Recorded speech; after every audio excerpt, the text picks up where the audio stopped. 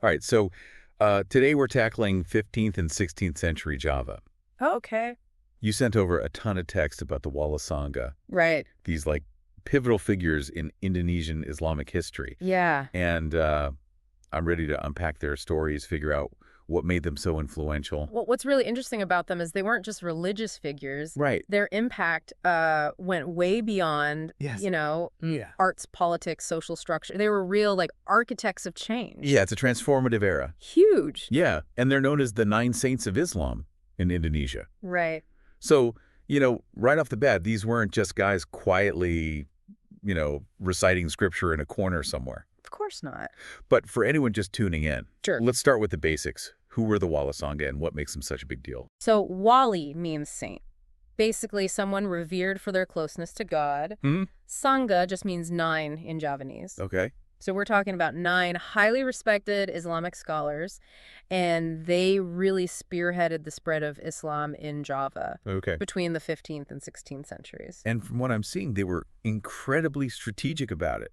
Absolutely. They weren't just like, up on a soapbox preaching at people. Right. They wove these teachings into the existing Javanese culture. Exactly. Like they understood to really reach people, you got to speak their language. It's about cultural sensitivity, and that was critical to their success. Yeah, and speaking of which, some of these sources mention Sunan Ampel's connections to Javanese royalty. Oh, yeah, he was very well connected. Yeah, apparently played a key role in establishing the Demak Sultanate, which was the first Islamic kingdom in Java. Huge turning point. Yeah, that's some serious influence. Oh, for sure. This alliance with the ruling class allowed them to enact real change. Right.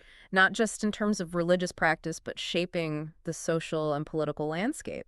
It's a good reminder that sometimes you got to, work within the system You do. to make real change happen. Absolutely. So we've got these 9 individuals, right?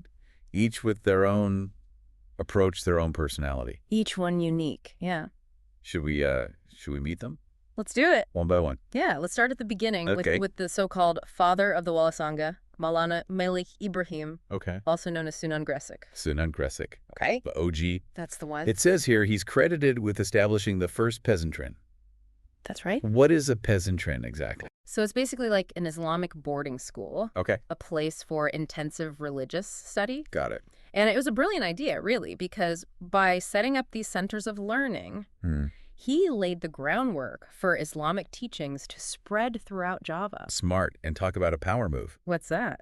He even offered his daughter in marriage to the king of Majapahit, Bold move. hoping to convert the entire kingdom. It didn't work out that time, but it shows you their diplomatic approach, Yeah. their willingness to use peaceful methods and strategic alliances to try to achieve their goals. It seems like Sunan Ampel, our strategist friend, Right. really picked up the torch after that and got things moving. Sunan Ampel was all about sustainability. Okay. He knew that to make a real impact, you needed to cultivate future leaders. Not only did he establish his own influential pesantren, but he mentored many of the future Walisongo, Oh, wow. including his sons. Talk about a legacy. Right. It's like he was building a network to ensure that their teachings, their influence, continued on for generations. Exactly. They weren't interested in quick conversions. They were thinking long-term, Okay. building something that would last. Okay, so we've got Sunan Gresik building the foundation. Foundation's there. We've got Sunan Ampel, working the strategy. Strategy. And then there's Sunan Bonang. Ah, Sunan Bonang. This guy sounds fascinating. Very interesting. He was all about blending Islamic teachings with Javanese art forms, He was particularly music and literature. the arts. I love He was that. a visionary. Yeah. He understood the power of art to reach across cultures and really touch people on a deeper level. He was a true artist. He was. One of the source mentions he used gamelan, Ah, yes. that traditional Indonesian orchestra, to create Islamic-themed compositions. Beautiful music. Yeah, and he wrote something called the Suluk Sunan Bonang, I've heard of it. which wove Islamic principles into Javanese prose. Yes, very clever. So cool. Creating a new language, almost I know, a too. way for Islam to be expressed through familiar art forms. Wow. Brilliant. So they're laying the groundwork with education, building political alliances, and now we've got Islamic gamelan music. Why not? These guys were going all in. They were all in. It really shows you the power of art to go beyond language, beyond culture, and really speak to something deeper. For sure. Okay, so we've got Sunan Gresik laying the groundwork. We've got Sunan Ample with the strategy. Yeah. We've got Sunan Bonang making music. Mm. Who's up next in our Walisongo lineup? Let's talk about Sunan Kalijaga. Okay. He took this idea of cultural integration even further. Okay. He was known for incorporating wayang puppetry into his teachings. Wait, hold on. Weighing the shadow puppetry? That's the one. The intricate puppets and the whole performance. He brought that in.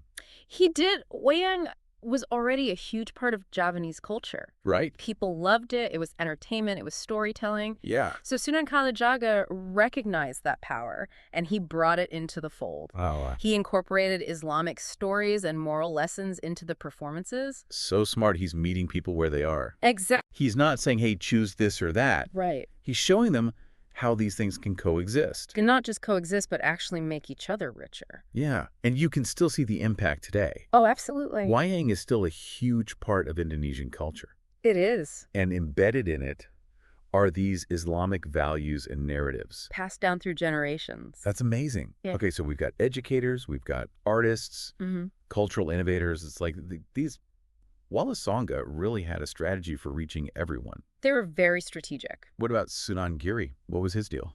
Sunan Giri, the educator. Okay. He was passionate about making knowledge accessible to everyone. I like already. Especially to the less privileged. He really focused on teaching in the pesantren. Okay. And he developed these really innovative methods for teaching. Like, give me an example. I love a good innovation story. Well, he created games for children. Games. But with Islamic themes. Oh, interesting. These weren't just silly games, though. They were designed to teach Islamic principles Okay. and values through play. And guess what? Some of these games are still played in Indonesia today. Are you serious? That's a It's like edutainment centuries before its time. He was ahead of the game. Way ahead.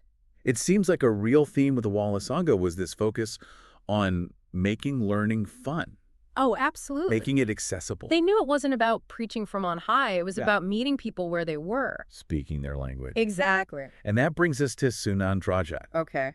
From what I'm seeing, he was all about social justice, That's right. community well-being. He was a real humanitarian. Kind of a different angle, but no less important. Not at all. Sunan Drajat understood that true faith is about action. Okay. It's about how you treat others, how you contribute to the greater good. Yeah. He was a big proponent of the Papali Pitu's 7 principles that promoted harmony and support within the community.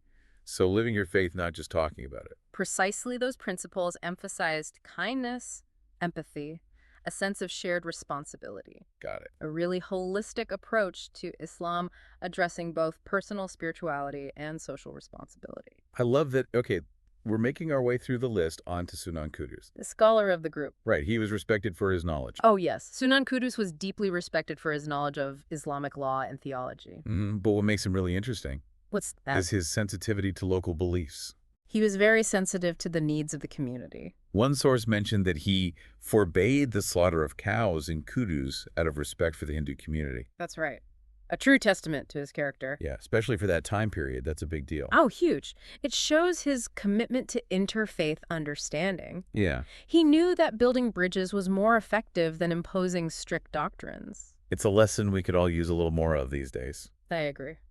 Okay, on to Sunan Muria. Sunan Muria. Now he seems like an interesting character. They called him the Recluse. He was a bit more solitary. Yeah, not exactly the image that comes to mind when you think of a powerful religious figure.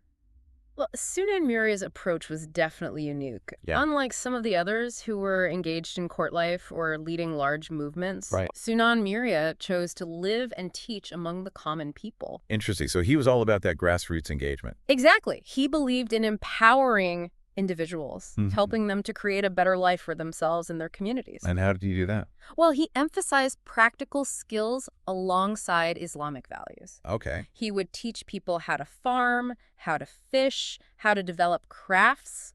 It's a good reminder that there are many ways to make a difference. For sure. Sometimes it's about working within the system, right? Like building those alliances, creating change on a big scale. Right. But sometimes it's about empowering individuals. Absolutely. At a grassroots level. Each of the Walisongo found their own way to contribute Yeah. to this larger movement of cultural and religious transformation.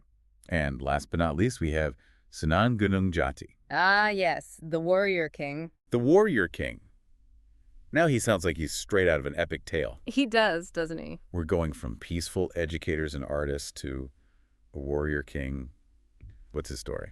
Well, Sunan was known for his military prowess. Okay. He led battles against the Portuguese, who were trying to, get a foothold in the region, Right. establish a presence. Makes sense. But he was also a spiritual leader. Right. He founded the sultanates of Cirebon and Banten. So he was a ruler, a warrior, and a religious figure. That's a lot of hats to wear. It really is. It speaks to how intertwined religion and politics were in those days. It does. It was a complex time. Yeah, Sunan Gunung Jati really navigated those two worlds He did. with a lot of skill and determination. It seems like it. It's a good reminder that history is rarely black and white. Never is. These were real people, Right. facing complex challenges, Trying to do what they thought was right. making difficult choices, Yeah.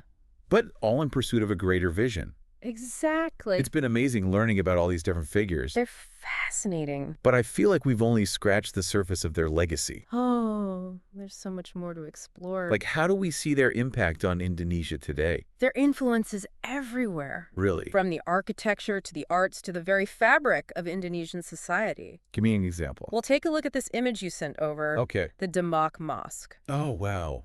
That's gorgeous. I love that tiered roof. It's so unique. It is, isn't it? It kind of reminds me of a pagoda, I see that. but with that, distinctly Indonesian style. That's the beauty of it. It's classic Javanese architecture. Right. But then you've got the Islamic calligraphy and those geometric patterns all incorporated into the design. It's a real blend of styles. It's that cultural fusion that the Walisongo were all about.